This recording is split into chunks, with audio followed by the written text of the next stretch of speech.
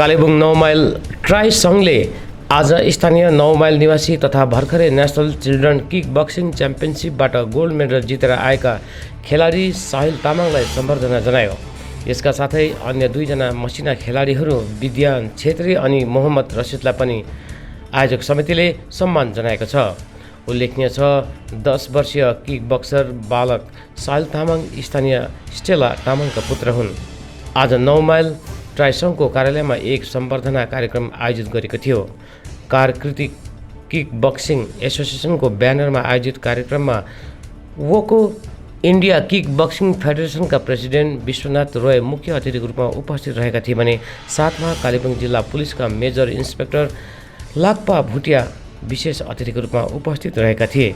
यसरी नै बाल आवाजका संस्थापक शिबु छेत्री लगायत सङ्गठनका पद अधिकारीहरू युवराज राई, सभापति श्री थापा, सचिव देवकी प्रसाद लगायत अन्यान्य पद अधिकारीहरू, सदस्यहरू साथै गाउँले मानिसहरूको बाक्लो उपस्थिति रहेको थियो।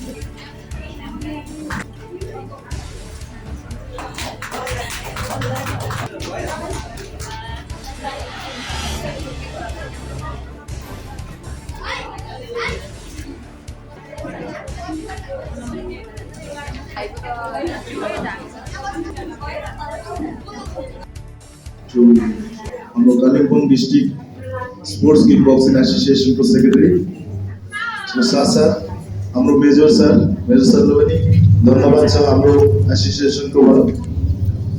किक बक्सिङ तपाईहरुलाई थाहा छ, मार्शल आर्ट हर जग्गामा हुन्छ, बट एथलेटिक्स मार्शल आर्ट सबै जग्गामा हुन्छ, किक बक्सिङ सबै जग्गा हुन्छ, बट जो किक बक्सिङ फुल्ली तपाईको नानी नेशनल लेभलदेखि इन्टरनेशनल और मिनिस्ट्रीदेखि इन्टरनेशनल लेभलसम्म जान्छन् एट अ वे छ।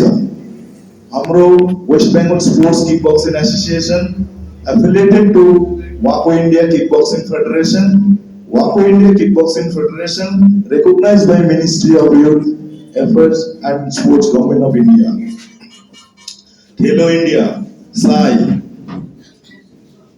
यो महिनामा हाम्रो सीबीएसई गेम्समा पनि इन्क्लुड भयो किक बक्सिङ। और कालिम्पोङ डिस्ट्रिक्ट को हाम्रो West Bengal sports kick boxing को unit and affiliated authentic body Kalimpong Kartiki kick boxing association Kalimpong.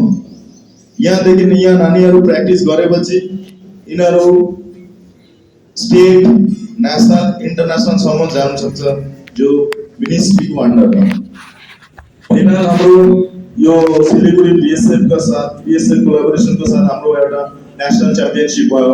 Children's यो ऑफिशियल नेशनल चैंपियनशिप भयो, children's national kick boxing championship under BSF को साथ यो कोलैबोरेशन भयो। यो हाम्रो 24 देखि 27 सम्म भयो। यहाँ 70 स्टेट पार्टिसिपेट गरे, अराउंड 200 पार्टिसिपेंट थियो बिलो 7 इयर्स देखि 9 इयर्स सम्म।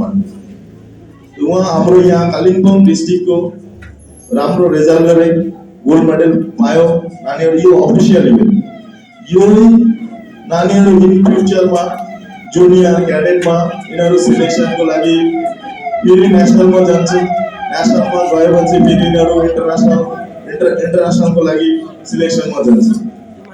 किक बक्सिङको बारेमा हामी पहिला किक बक्सिङ थियो रापन्टा, जसलाई यो अहिले किक बक्सिङ यो टोकियो ओलम्पिकमा भयो। टोकियो ओलम्पिकमा फुल्ली रिकग्नाइज गरे किक बक्सिङलाई।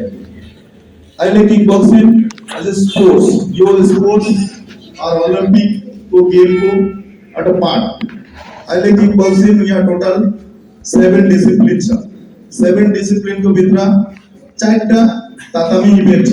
तातामी इभेन्टमा 4टा तातामी इभेन्टमा एउटा नन फाइटिङ इभेन्ट छ, 3टा फाइटिङ इभेन्ट छ, point fight, kick line, light कन्टक।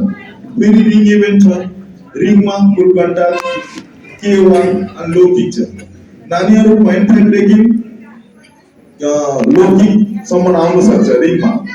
यो सबै इभेन्ट हाम्रो ओलम्पिकमा रेकग्नाइज गरिसके, एशियन गेममा आइसके, फेरि इन्डियन मिनिस्ट्रीमा पनि आइसके। यो सबै गेम अगाडि यो नानीहरु जस्तो यो हाम्रो अल इन्डिया पुलिस गेममा पनि आउँदैछ यो गेम। बीएसएफ मा यही महिनादेखि हाम्रो नर्थ बेंगल फ्रन्टियरमा जति युनिट छ सबै युनिटमा बीएसएफ को भित्र यो किक बक्सिङ खेल हुन्छ।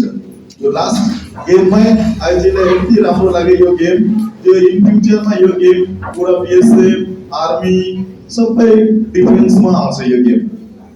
हामी तपाईहरुको सपोर्ट, तपाईहरुको जसरी नानीहरुले सपोर्ट गर्दै चाहिँ अगाडि जानको लागि हामी अझै एसोसिएसनबाट अझै कालिम्पोङ डिस्ट्रिक्टबाट हामी पुरै सपोर्ट गर्छौं नानीहरुलाई अगाडि जानको लागि। जति हाम्रो सपोर्ट हुन्छ नानीहरु मिनिस्ट्री, जस्तो मैले एक्जाम्पल दिन्छु, यहाँको एकजना नानी विभोर थापा जो जुनियर क्याडेट अफिसियल च्याम्पियनशिपमा 2 साल बाद वर्ल्ड च्याम्पियनशिप हुन्छ किक बक्सिङको, यो अफिसियल वर्ल्ड च्याम्पियनशिप। अहिले फर्स्ट जो यो हाम्रो पुणेमा नेशनल भयो, यो अफिसियल नेशनल थियो। पुणेको जो महाराष्ट्र ओलम्पिकबाट यो थियो, वहाँ गोल्ड पायो। अहिले सेकेन्ड सिलेक्सन चेन्नईमा जाँदैछ, सेकेन्ड सिलेक्सन इन्डियन टिमको लागि। यो होइन जो जस्तो सबै जग्गामा कहाँ मार्शल आर्ट हुन्छ, बट अथेन्टिसिटी, अथेन्टिक नानी यहाँदेखि खेलेर कहाँ जान्छ, उसको फ्युचर के छ। यहाँ नानी खेलेपछि उसको सर्टिफिकेट, उसको इन फ्युचरमा स्पोर्ट्स कोटामा जबको लागि ट्राई गर्न सक्छ, स्कुलमा एडमिसनको लागि ट्राई गर्न सक्छ, युनिभर्सिटीमा सबै डिफेन्समा सबै डिपार्टमेन्टमा स्पोर्ट्स कोटा छ। त्यही यो सर्टिफिकेट भ्यालिड, स्पोर्ट्स कोटाको लागि भ्यालिड। त्यही कारणमा यहाँ हाम्रो सेकेन्ड सिलेक्सनमा जाँदैछ। उहाँ राम्रो रिजल्ट गरेपछि फाइनल सिलेक्सन, यो फाइनल सिलेक्सन हुन्छ। फाइनल सिलेक्सन भएपछि इन्डियन टिममा बस्छ। इन्डियन टिममा बसेपछि फेरि Indian ministry of youth affairs and Indian ओलम्पिकबाट जान्छ यो टिम। यो हाम्रो सेप्टेम्बरमा इटालीमा छ वर्ल्ड च्याम्पियनशिप, उसमा खेल्नको लागि मौका पाउँछ। तो म आशा गर्छु हाम्रो यहाँ कलकत्तादेखि अहिले हाम्रो हेड अफिस सिलिगुडीमा छ, सिलिगुडीमा भइसके। जस्तो पुरा कलकत्तादेखि सबै बेंगलोरको सिलेक्सन सिलिगुडीमा हुन्छ हाम्रो। तो यहाँ हाम्रो एउटा मोटो छ, हाम्रो हिलको प्लेटको, हाम्रो सिलिगुडीदेखि हिलको सबै नानीहरुको body language as a martial artist और हाम्रो पनि आशा छ इन फ्यूचर हाम्रो यहाँदेखि ओलम्पिकसम्म प्लेयर जाओस्। र हाम्रो यही एउटा मोटो छ जो यहाँदेखि हाम्रो नानीहरु नेशनल इन्टरनेशनल और ओलम्पिकमा पार्टिसिपेट गरोस्। Thank you. ट्राई सङ्घले चाहिँ आज यहाँ हाम्रो नानी साहिल तामाङले किक बक्सिङ फेडरेसनको सिलिगुडीमा चाहिँ नेसनल च्याम्पियन जित्नु भएकोमा, गोल्ड मेडलिस्ट भएकोमा चाहिँ उनलाई सम्बर्धना जनाएको। त्यसको साथमा अरू कसलाई अनि अझै 2 जना नानीहरू जो चाहिँ उहाँसँग गएको थियो, एकजना चाहिँ 3rd पोजिसन पाउनु भएको थियो अनि अर्को नानी चाहिँ 2nd पोजिसन भएर आउनु भएको थियो। उहाँहरूलाई पनि हाम्रो समाजको तर्फबाट नै सम्बर्धना जनाएको। तपाईको समाजबाट कतिजना? समाजबाट चाहिँ साहिल तामाङ। अनि उहाँ उसको अब उसको ऊ चाहिँ गोल्ड मेडलिस्ट भएकोले गर्दा हाम्रो समाजमा चाहिँ पहिलोपल्ट यसरी कोही गोल्ड मेडलिस्ट भएर स्पोर्ट्समा फर्स्ट टाइम हेर्दाखेरि चाहिँ त्यो नानीको थ्रु चाहिँ हामी प्रोत्साहन गर्न, अरू नानीहरूलाई पनि प्रोत्साहन गर्नको लागि चाहिँ यो कार्यक्रम राखेको। समाजको तपाईँ के हुन्छ? म चाहिँ समाजको सेक्रेटरी देवकी प्रसाद।